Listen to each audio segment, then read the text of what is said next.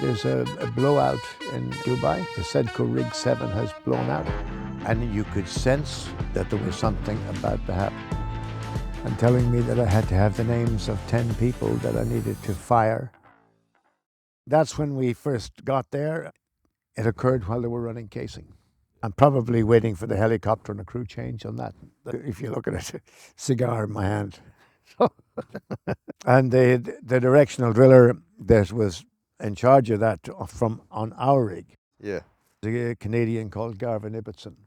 And I mean, I was so excited about what they were doing. And I'm in his cabin when he's brushing his teeth, going to bed at night. And eventually, when we finished this project and he's leaving, I says to him, "How do I get into your line of business?" And he says, "Tom, by being in the right place at the right time." And I said, "That's a bit too vague for me. I need, I need telephone numbers and addresses. There was no emails in those days, of course. So he gave me the address of a friend of his called Karl Lukaszewicz, who was head of drilling for Eastman Whipstock in Great Yarmouth. So at the end of my contract, I went to see Karl Lukaszewicz, and he asked me how much experience I had, and I had less than 2 years of a driller at the time. And he says, "Go back and do another 2-year contract," and he says, "Then I'll be very interested in talking to you." So I was disappointed, but I went back and done another 2 years on the offshore 55. And then 3 months before my contract finished, I got a letter from Garvin Ibbotson saying, "I've been commissioned by Smith International to set up a training school in Long Beach, California. Are you interested in joining?" He says, "I have a budget of $35,000 per student." That's a lot back then. Yeah, and I'm recruiting 5 students worldwide. Yeah. And so, and Richard Ellis was one of those. So here we are. That's when I arrived in Long Beach, California. It didn't take long to say yes to that, obviously. No, it didn't. It didn't. And again, my father was hoping that I had enough of this bullshit and that I would agree to go back home, but there was no way. No, no.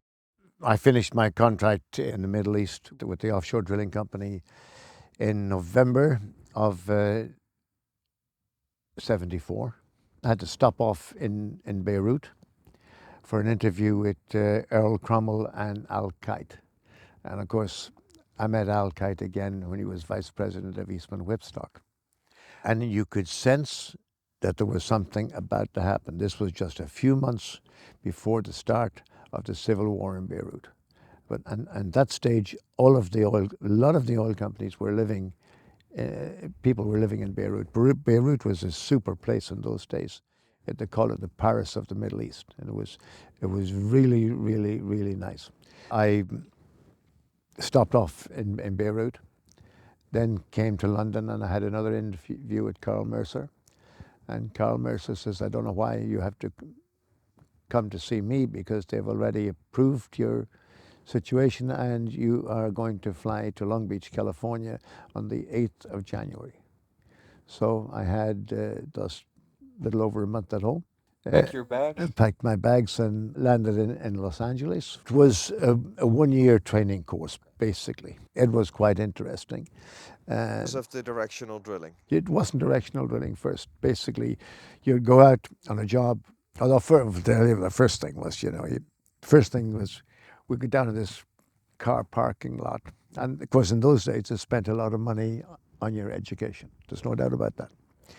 And you picked the car, and they were very interested in the type of car you would pick, you know what I mean? And I picked this Buick Century 2-door thing, you know what I mean? And maroon with a white top, you know, really a cool car. And other guys picked practical cars, you know what I mean?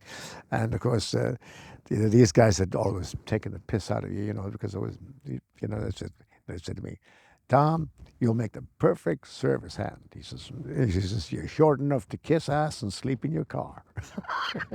So anyway, but the training was basically you would go out on location, and when you got there, there'd be a K mill there, and you basically milled out a hole in the case, and there'd be an underream where you underreamed out of the shoe. Then they do the cement job, and then you had to wait for what they call the man who we call the dog, Department of Oil and Gas. And he had to see that the cement plug was good and all the rest, because basically it's Long Beach, California. You can be drilling downtown in downtown Long Beach, in fact. And we had done, or downtown Los Angeles, and we had done that. They would drill from onshore into Yes, Thumbs Islands was one of our main places of training. And that was a great training ground. The reason being is when I was there was over 800 wells coming out of 5 platforms. And, you know, they had these, the rigs went round on a rail. Yeah. I mean, the derrick. Now, the derrick didn't look like derricks. It looked like an apartment block. And each island, the island that we done most of the work on was sea. They call it Chaffee. These islands were named after the astronauts. There was Chaffee, Grissom, Freeman. Freeman was the one further out. And they were all named after astronauts. But that was really, really good training. And the wells were so close together that they wouldn't allow us to use a mud motor. Basically, we had to use a whipstock because the survey point was so far behind a mud motor. It wasn't until much later that they'd done that. So we would run a whipstock to get kicked off and then put what they called a Gilligan assembly, very short that you could really get build angle out. And it was very tight drilling you went into. When you went from TVD to DVD, it was all in wafers. And you went out of one restriction and into another restriction. It was really, really intensive stuff and great. You would do a lot more trips as well, I would imagine. Yeah, we were doing a lot of trips. Absolutely. There's no doubt about that. And yeah. Because I recall one of the things that you are saying now quite often is that the main job is actually to make sure that we deliver a well casing point to casing point. Is that something you learned there, or? A lot was got to do with BHA types and bit choices. And it was, what is the main objective? Because you couldn't afford to get behind, or you would run into another well, or it meant that you had to go underneath it. You had to change the direction. So basically, it was not about meters. It was all about staying on course and staying within these windows that you had, these TVD windows, because you could get out of one restriction and into another one, and you had to and there was somebody watching you all the time from and headed Thumbs Island saying, what are you doing? You had to you met with this guy in the morning, he was round with you in the afternoon. And then there was an area called Pier J that we drilled out of as well. And then later out at Taft and Fellows and places like that. It was really, really interesting. And it was the difference between California and elsewhere. It was, quite different. And then, of course, we done some work at Redondo Beach, and we were drilling right beside a girls' school there. That was fun, and that particular time, particularly because you couldn't drill at night. You couldn't fire up an engine before 6 o'clock in the morning, and you had to shut down at 7 o'clock in the evening. And so therefore you had to be back in the casing, overnight. So because of the noise pollution. Yeah. What were some of the key principles that you learned during that period that stayed with you? Staying out of trouble. That was the main thing. Not to take risks, because hitting another well in such a tight environment was definitely something that everybody was scared of doing. When you became a driller, your biggest fear was hitting the block.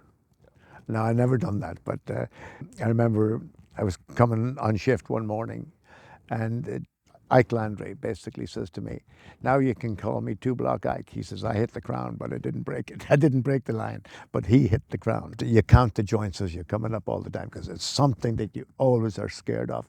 But on the directional side, it was trying to stay on course and not to get below the line, because that was in tight build-ups. That was difficult. And then, of course, in Ventura, California, that's where I bumped into Dave Limke and Scientific Drilling Control. and that's the first time I used or seen a steerable system. And basically it was, you didn't have to take, in those days we were taking single shot surveys on a wireline all the time. And basically this tool had a wire going down all the way and it was landed on the bottom, but you had real time, you had real time tool face, which is something we didn't have before. And I guess this is also the place where you fell in love with the technology that you were, or the new technology that was getting out there, because you were the one that actually got the chance to use all of it, and you knew the impact of what you were, or what was being designed elsewhere. Right, and then of course a steering tool basically took over from the single shot survey, and so while we were in Long Beach, all of us were sent in one car to Ventura, to an oil show in Ventura. And while I was there was a tool called the Teleorienter. It belonged to BJ, but been marketed by Smith, and it was on the Smith stand. And this thing would only tell you how far off vertical you were. It wouldn't tell you what the azimuth was. And I was so interested in this, I thought, man, if this thing could go another step and could tell us what direction we were going in, it would revolutionize our industry. So Would this be real time as you were getting your? no. Basically, you shut the pumps down and you watch the blips. It came down a ratchet and just told you basically how many ticks you got, so you could tell, where you were. So I was so interested in that thing. When the other guys went back to Long Beach, I stayed another day. I wanted to learn more about this stuff. And luckily, the vice president of Smith was on the stand, and he was curious to know why I felt this was so interesting. And I was telling him. So when I got back to Long Beach, Garvin Ibbotson was not very happy with me. He thought I was, goofing off down there. So anyway, so when I went into class the next morning, he says to me, Newman, he says, do you know the difference between being involved and being committed? And I knew it was trouble, so I had to think very fast. And I says, yes, Garvin, I do, but I'm not sure what your interpretation of that is, because, I went there to see this tool and I thought that was part of what I was sent there to do. Well, he says, Tom, my interpretation between being involved and being committed is this. He says, this morning I had bacon and eggs for breakfast. And the way I look at this is, the chicken was involved, but the pig was committed. So he says, if you need to stay around here, commitment is what we need from you. Got it? I said, got it, Garvin.